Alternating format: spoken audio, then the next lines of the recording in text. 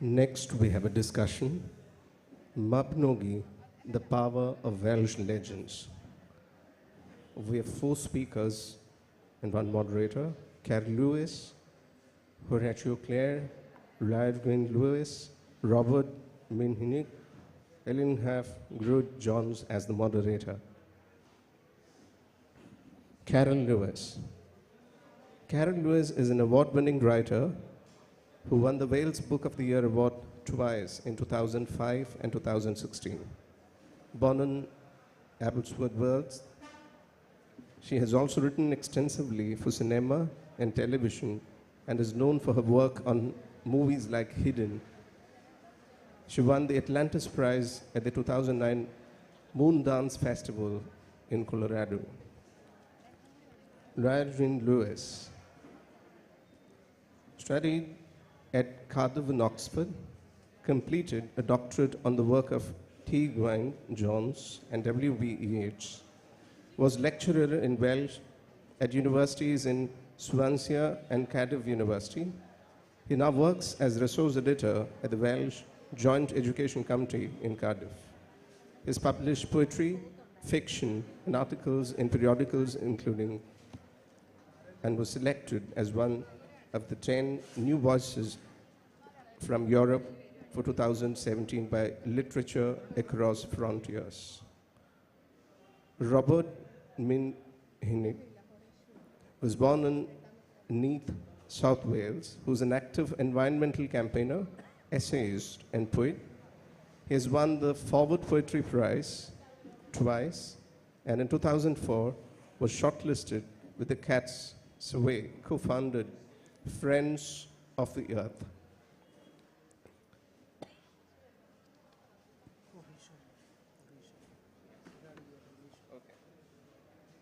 Elin Gruffyd Jones was a professor at the Department of Theatre, Film and Television Studies and Wales, UK until 2018. She's director at Mercator International. She did numerous reports for S4C, the Welsh Language TV Channel Authority. She has chaired several committees of international conferences organized in Wales and served on the scientific committees of international conferences, symposia, and workshops.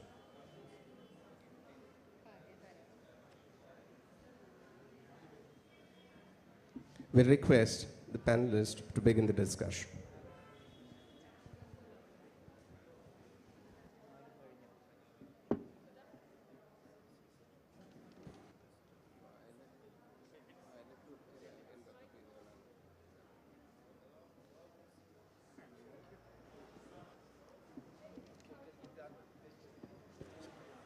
Hello? Oh. Good afternoon, everybody. Good afternoon. It's a great pleasure to be here at the festival, Wales as guest nation here in Caryl 2019. It's a great honour for us to represent our country here. And I think that perhaps sometimes we think that there's too much sort of nationalistic narrative going on in politics that makes us feel very uncomfortable. In our case, when we show our pride here in being the guest nation, we're actually showing our pride in being a nation that's represented here even though we don't have our own sovereign state. So our pride in our nation's presence here is also an act of solidarity with other nations around the world that at this point in time are not sovereign states. And we want to thank the Caryl Festival for inviting our nation and for showing that respect and diversity for nations who don't necessarily have their own sovereign states. So I am plural. Thank you very much, Caryl, for the very kind invitation for Wales. However, had Wales been invited to the Caryl Festival in the Middle Ages, I think we wouldn't have been showing this sense of solidarity and humility. We'd be saying, yes, of course, we need to be invited because our literature in the Middle Ages is probably one of the very best in Europe. Not best, not one of the best, but one of the very, very, very best. And one of our poets, David ap Gwilym, was in fact, we say at least, very confidently, the best poet of his generation in Europe. So we wouldn't be having that humility. And one of the reasons why we wouldn't have that humility if we'd been invited in the 14th century, perhaps, would be that we have this wonderful collection of Welsh legends entitled the Mabinogi. And the Mabinogi tells of relationships between people. It tells of relationships between animals, transformations of other worlds, of worlds just a doorway beyond our own world. It tells the stories of God's love, loss, all kinds of themes that you'd expect in this kind of legend, an epic legend of this kind. So we see today the Mabinogi being retold in different forms. We see its influence in pop songs. There's a bridge that will be constructed to link the largest island in Wales with the mainland, and people want to name that bridge after a character in the Mabinogi. We have people naming their sons and daughters after characters in the Mabinogi, and we even have a panelist whose name features in the Mabinogi, Llyre. He'll be able to tell you more about that soon. So today, as people who live in Wales and people who are aware of the Mabinogi beyond Wales as well, there is a certain mystique still about these stories and legends. They pop up in our daily lives sometimes without us even realizing. And again, there's a source of inspiration for many of our authors and filmmakers and playwrights, but also perhaps they could be a sense, it could be a sense of an overcast, too much shadow perhaps, of the Mabinogi over some of our literature in certain periods. So the panelists who will be discussing these themes today are Llyre Gwyn Lewis, as you've heard from the introduction, Caryl Lewis and Robert Minhinnick. Llyre, can I start with you? As I say, your name is from the Mabinogi. That's the power of legend, that you're named after an individual in those stories.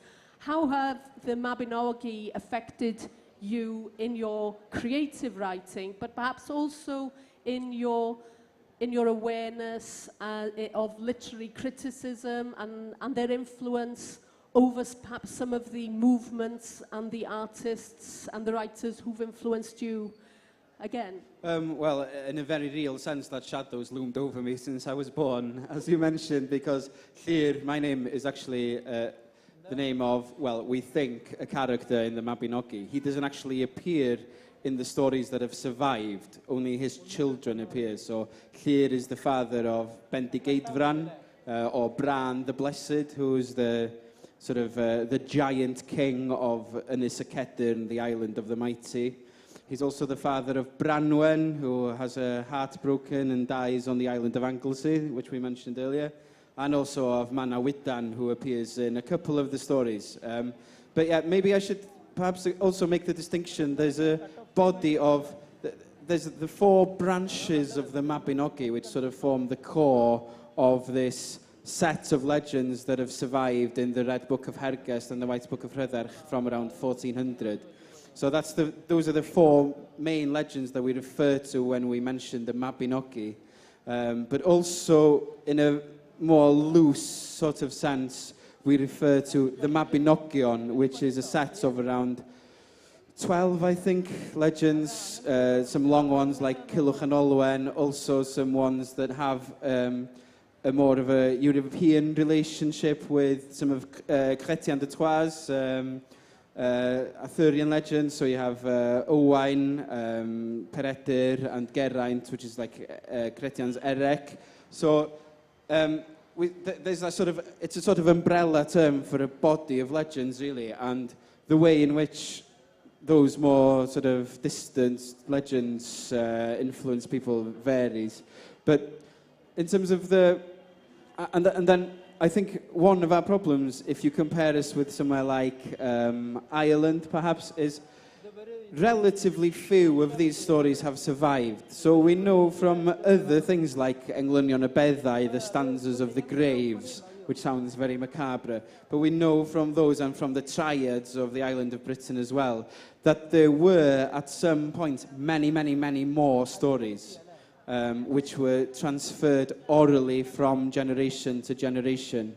But we only have a very small, scintillating body of these that have survived in written form and been transferred to us. So there's always, around the Mabinogi, a sense of loss, because you feel, it's such a shame that all of these other stories couldn't have survived also. And you get a hint of them sometimes in some of these legends, and then they're gone. And in these triads, these names that have just, the three most generous kings of Britain, you know, and who were they? And I'd like to know some more about them.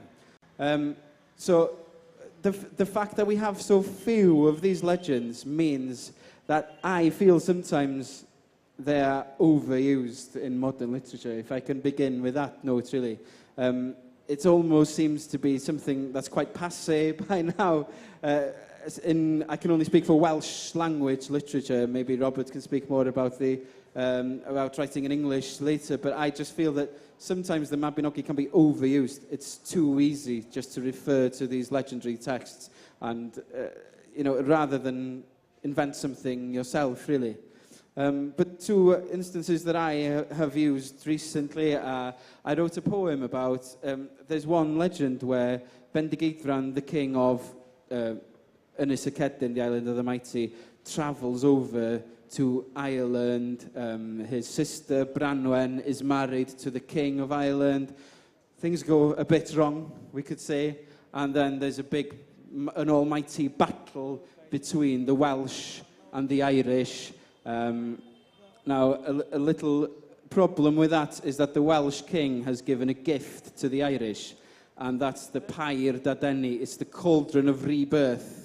And so the only thing that the Irish king has to do is chuck all his dead soldiers in this cauldron, and they all come out live again, even though they're mute. And so the Welsh are easily defeated, and then they go back to Wales sort of dishevelled and broken-hearted. And I wrote a poem.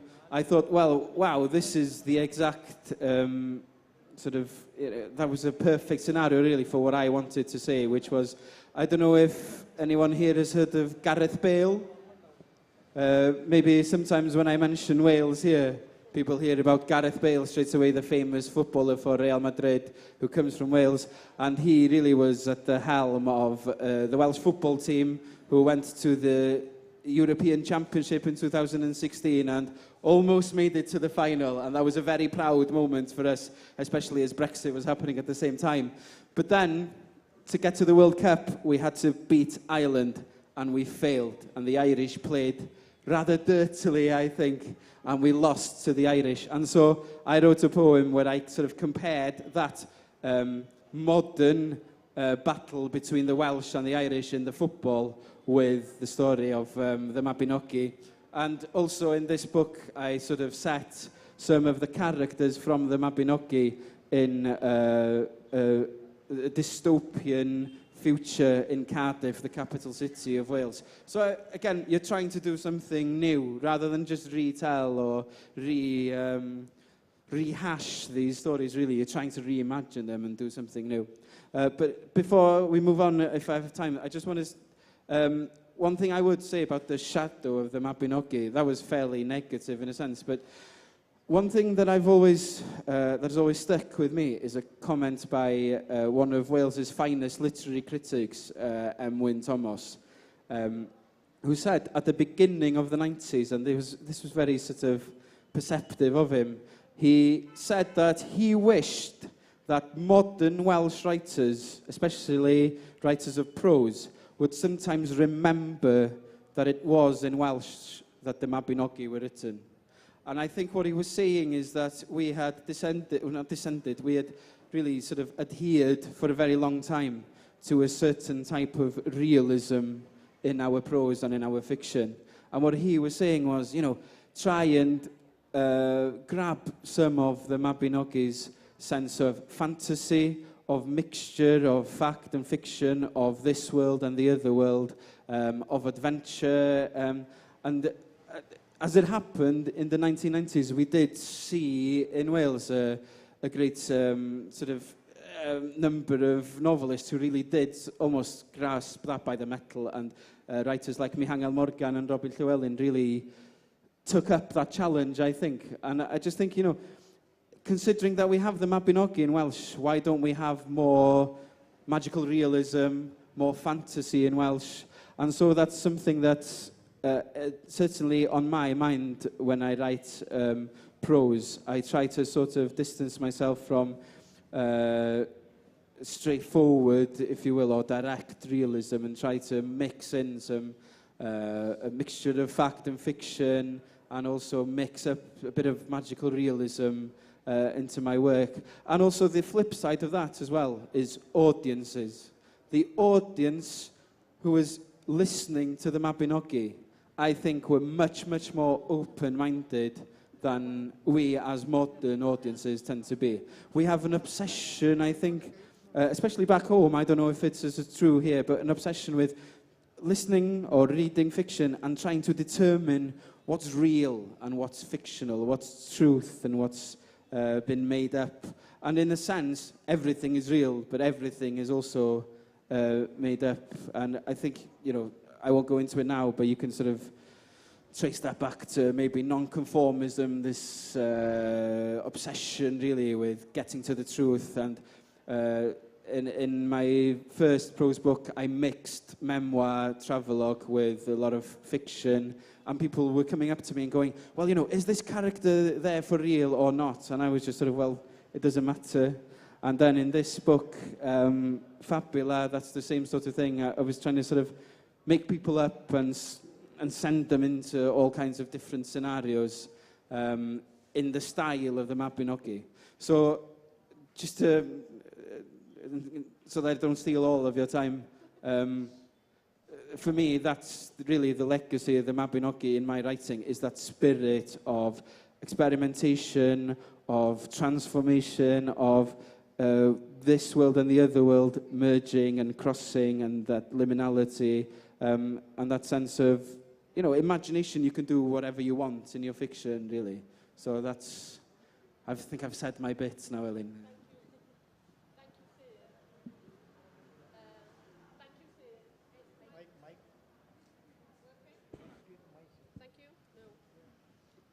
Thank you. Oh, thanks, Llyre. That's very illuminating, I think. And when you say that you think that sometimes the Mabinogi are perhaps overused, or that there's too much use of the familiarity, that perhaps we're just actually using the same old bits of the Mabinogi, and that there are so many other parts of the Mabinogi that really haven't found their way into our sort of day-to-day reference. The one you mentioned about the Pyre of the Dadeni, the Cauldron of Rebirth, people are familiar with that. People are familiar with the giant Bendigeidfran walking through the water, walking from Wales through the water, through the sea to Ireland and so on. So there are parts of the Mabinogi that are very, very familiar to Welsh audiences, but then there are other parts that remain largely undiscovered or less familiar, and sometimes I think that we should perhaps make a bit more use of those elements of the Mabinogi, because I fear that even though for a lot of us, parts of them are overused, for most of the people living in Wales, perhaps the Mabinogi is only really known as the word Mabinogi, and that we don't necessarily teach our children and our fellow citizens enough about this period and about these fantastical stories. If you look at Mabinogi online, the first thing that comes up if you search in Google is a game, yeah, a game Mabinogi. So at least somebody out there has realized that these stories have that power of fantasy that's suitable for online gaming and so on. The Mabinogi have been translated into many languages over the years. The translation into French and English, they appeared in the 19th century, and in the 20th century and the 21st there have been translations into other languages, but hitherto no translations into any other Indian language apart from English. So there's a challenge perhaps for people who might feel inspired by, to know a bit more about the Mabinogi here today.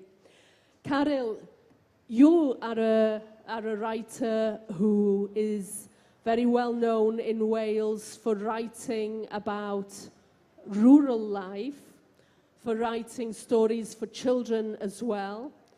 And within those stories, I don't know whether an ordinary reader would be able to find an overt reference to the Mabinogi, but still, you can't escape the power of the myth of the Mabinogi as well over you, surely, as a Welsh writer. So, what's your relationship with the Mabinogi? Thank you. Well, like any inheritance, it's a fraught thing, isn't it? Any kind of inheritance, be it money or property or literary inheritance. It has its blessings, but it also has its responsibilities where you feel, I must take this on. And I've come across the Mabinogi. I think most Welsh children will come across Mabinogi for the first time at bedtime, when Mum puts you to bed and starts to tell you some stories about Bendigeidfran and Branwen and the little bird and all of this. So it has always been in my universe. It has always been in my dreams, because of course the first thing we do after having a bed night story is to go to sleep. So it becomes part of your DNA somehow, something natural, something that we've always carried with us, which is a beautiful thing. And then as I got older, two things happened. At school, we had to study the Mabinogi for our Welsh exams. And this is a terrible thing, I think. Because every time we have to learn something at school, we take against it somehow. We feel, oh, it's boring because we have to have exams on this text. And I also feel at the moment, because one of my novels is on the A-level syllabus for children to take exams. And the first thing when I go to school is I apologize to the students for making them take exams on my book, because I feel that tells them that I understand what they're going to, and I hope that they will come to literature and that they enjoy it, that it's something for enjoyment, of course. But I'm joking, but they do have that sense. And then as I got a bit older, I worked at the tourist office, welcoming people to Wales. This was my job, so lots of visitors come to West Wales, you should come too. And I used to welcome them there. And of course, I suddenly realized that the Mabinogi somehow are being used to sell products from Wales, to sell pictures and things from Wales. So the Mabinogi took on something slightly different from me then, and another kind of otherness that wasn't the same as the Mabinogi I had had when my mother was telling me stories when I was going to sleep. So it changed a little.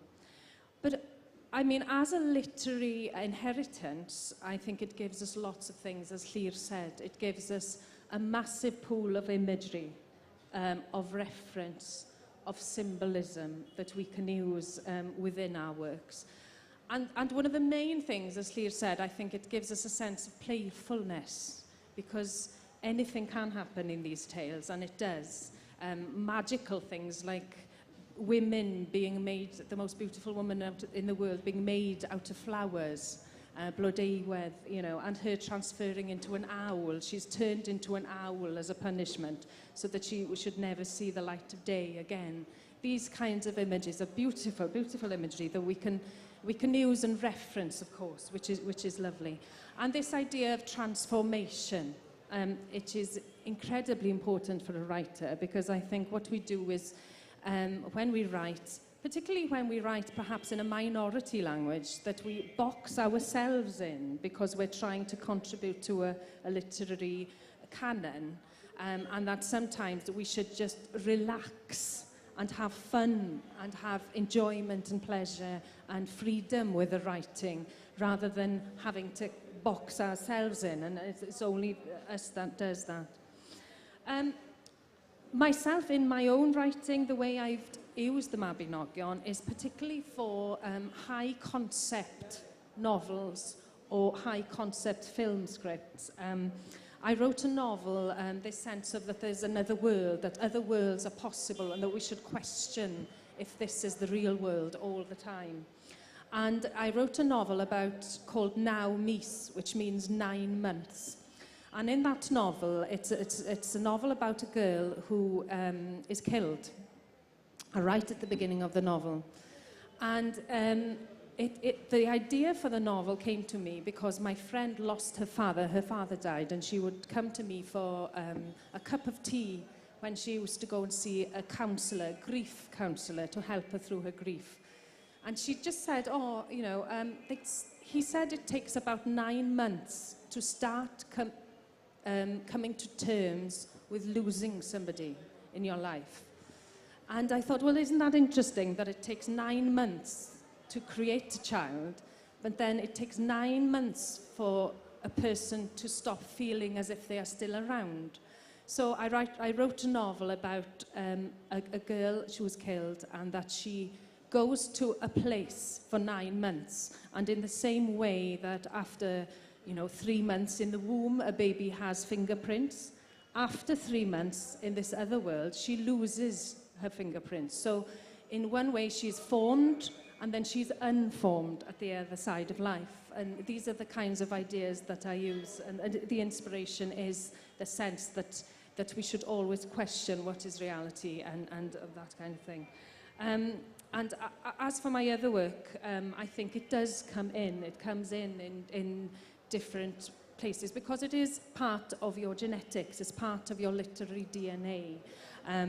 And particularly with high concept, again, I'm developing a script at the moment for a film that is based on the idea of a rebirth, a person coming back to a village after having been away for 20 years, and there having been a violent death in the village, and that a young boy turns up and people are convinced that he is the same child that disappeared 20 years ago. So I think it's very helpful to free the mind, because we are, I think, clear writing in Cynhanedd, you would agree that sometimes in Welsh literature that we are writing within stricture, and sometimes it's nice to get away from that as well.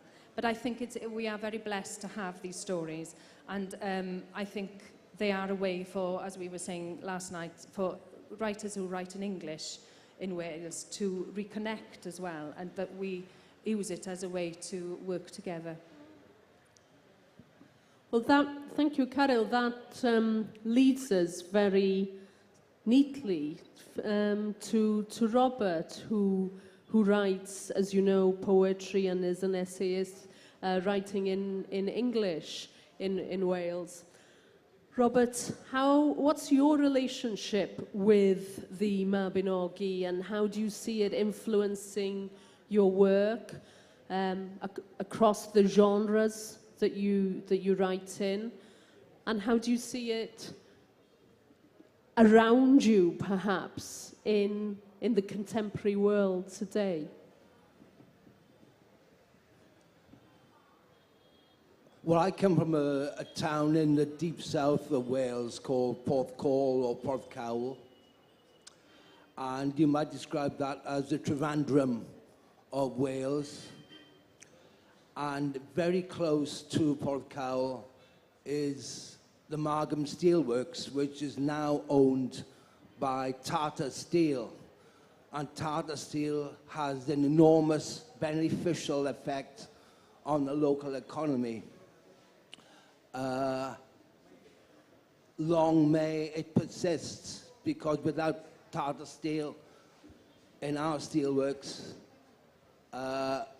we would go into some kind of decline.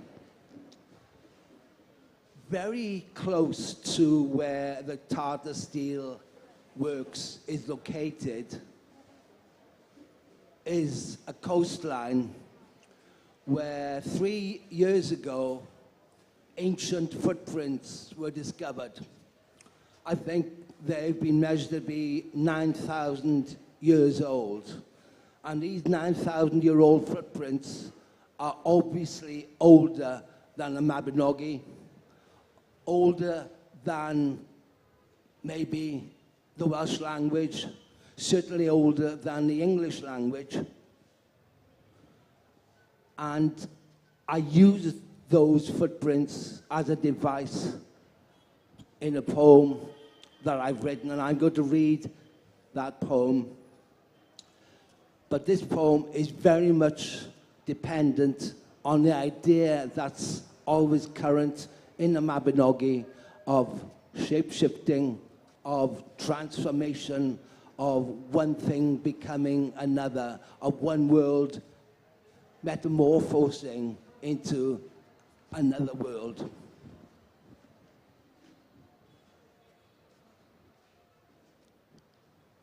Look at these. Thaw sweat, smoke off the swale, swath of a swollen sea. No, these world-famous footprints at low water, 9,000 years old, they say, but who's counting? Not me, and yet maybe I am. A small man or woman, outcast or outlaw, hunter, flint knapper, cook, all of these.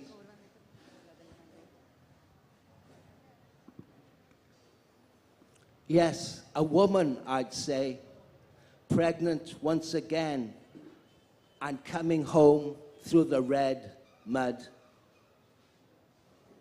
Or maybe she was dancing. Yes, a woman, I guess, who loved to dance and paint her eyes with coal and ochre and squat to squint at herself in some rock pool and ask, "What are you?" At night, before she slept, she would breathe her harsh hashish and tell her story about the bright animals that she pictured, that she had scratched into the sand. Her wolf, her bear, her rhinoceros. Yes, an armored rhino, like the torrent poured golden and smoking from the blast furnace ladle. A rhino on the glacier coming out of the sand. A rhino she will picture with her goat willow stick on the last morning she will wake. Hello?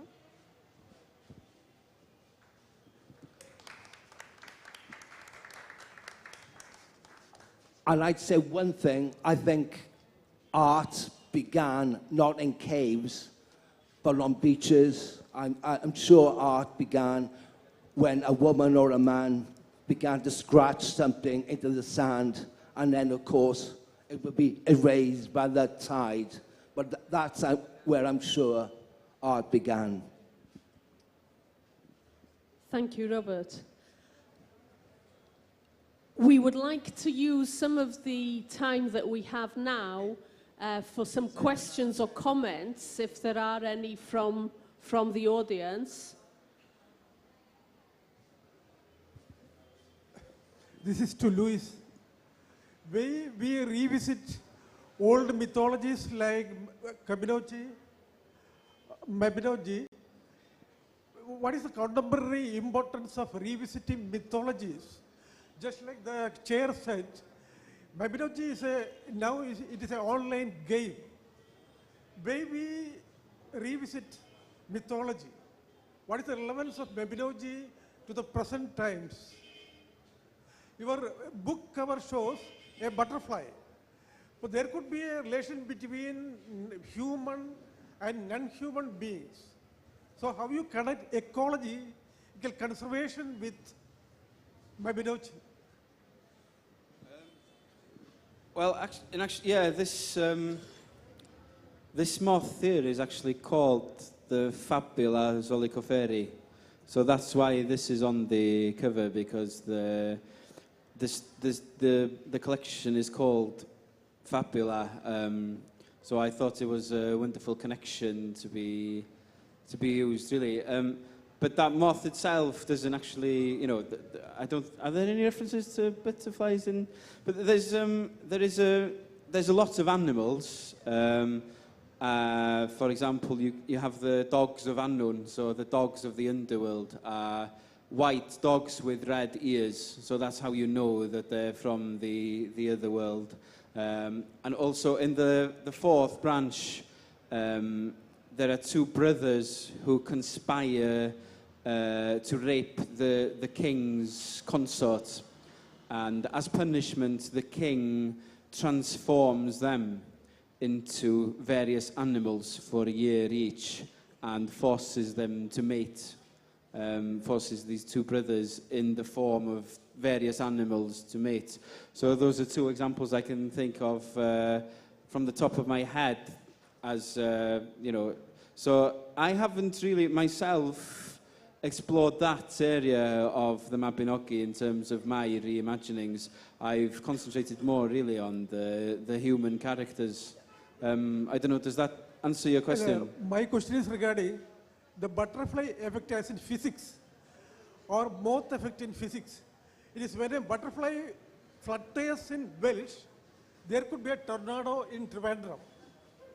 So I haven't quite understood the question, I'm afraid. The fiction effect is like the butterfly effect. Ah, yes, okay. When a butterfly flutters in Wales, there could be a tempest in Trivandrum.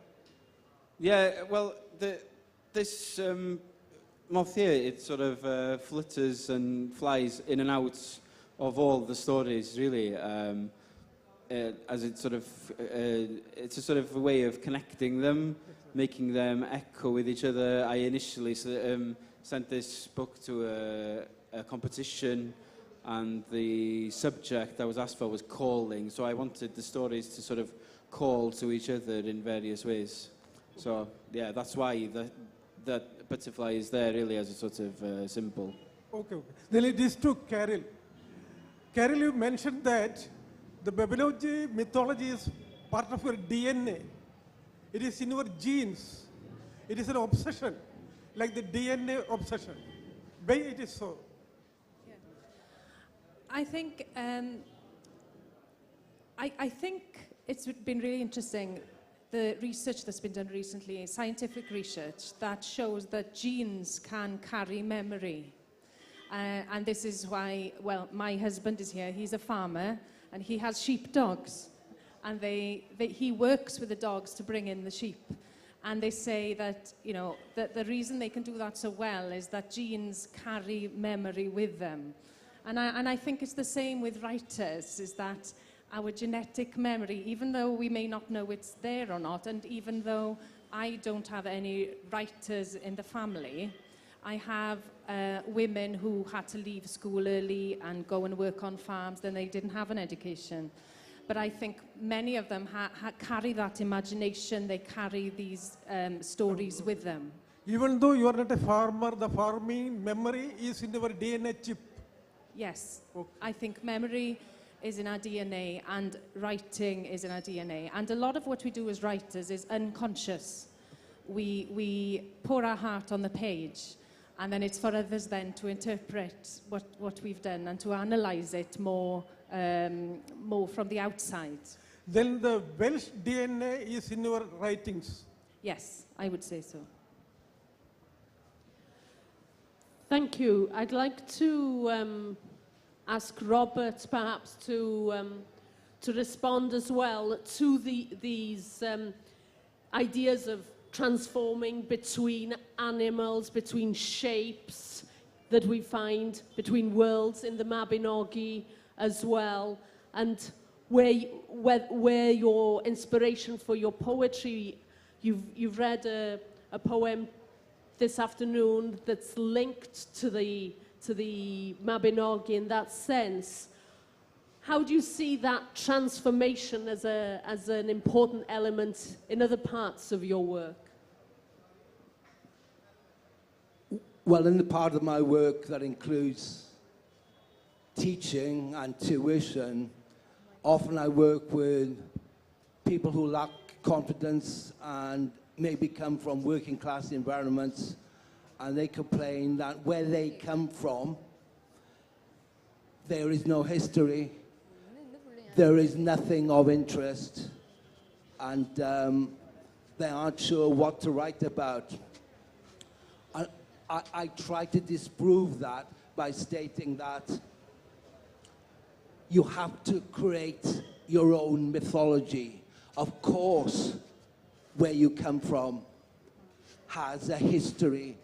You should create its mythology. Porthcawl has a mythology. If people only read the old texts and looked at the old maps and thought about what's going on there at the moment, I try to write the current story, the biography of Porthcawl. So I write about the fun fair, which I think is a really important element, and it's exciting and dangerous and desperate, but it's an issue to do with confidence. Everyone, where they come from, should not apologize for lacking history, lacking awareness. It's up to writers. If you want to make art, you can create your own mythology. And that's what I try to do in my poetry, and that's what I've tried to do in this book called Diary of the Last Man, which is influenced by elements of the Mabinogi. Thank you very much. Our time is coming to a close here. Perhaps just before we finish, I will say that there is a very excellent English translation of the Mabinogi, and it is available online, I'm sure, if you're interested. It's translated by Professor Sioned Davies. So if you find that copy, I'm sure that it will give you a wonderful insight into the world of Welsh legends, the Mabinogi. Thank you very much for being such a warm audience for us this afternoon.